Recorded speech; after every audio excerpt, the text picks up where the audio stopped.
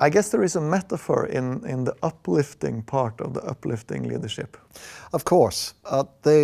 Most theories of leadership not most theories, but many theories of leadership deal with the competencies of leadership. Most leadership training frameworks disaggregate leadership into a number of competencies such as, can you set a vision, do you make plans, do you share responsibilities with other people, etc., etc.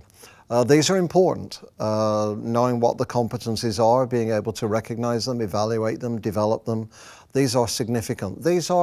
One way of thinking about these is to think of them as the dots of leadership. Uplifting leadership is more of a narrative or a journey. Uplifting leadership is what connects the dots and makes them flow in a particular way. So if we see uplifting leadership as a metaphor of flight, like an aeroplane or a large bird, and in fact in physics the concept of lift or uplift is actually an aerodynamic concept in the first place. And through the concept of flight, what we can imagine is that uplift begins by being in a starting place. And for whatever reason, either the starting place is not where you want to be, or there is a threat or a danger which will make it risky to stay there in the future, that together you imagine or you see or you desire another place to go, far in the distance, together.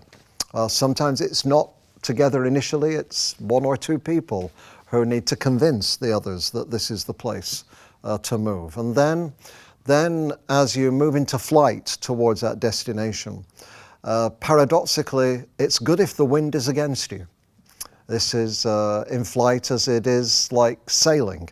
The wind is not your enemy, but the wind is your ally. You don't always want the wind behind you, but if you want to get lift, if you want to be on a different plane than you are, you use the resistance to advantage. So in uplifting leadership, people often do the opposite of what is expected. They see obstacles as opportunities, resistance as something they can capitalize on to advantage. Once you're aloft and in the air, two other things you really need to take account of are when you begin, you need to make sure you have enough fuel to get to the end.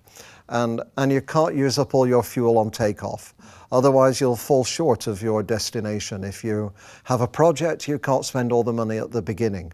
If you're making an improvement effort, you can't use up so much energy to start off with that you burn people out just like you burn the fuel out. So you need some sustainable plan of how over time to have enough fuel and energy to reach your destination.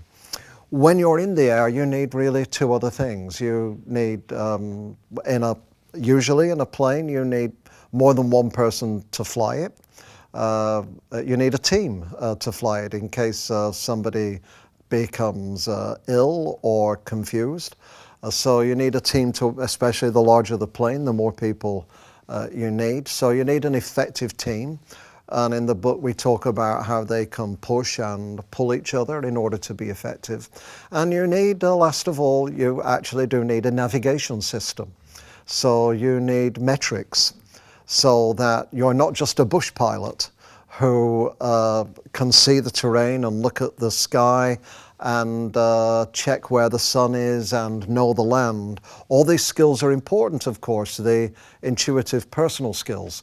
But you also need navigation equipment to tell you how far you've come, how far you have to go, what your altitude is, how much fuel you have used up, whether you're on course, whether you're off course.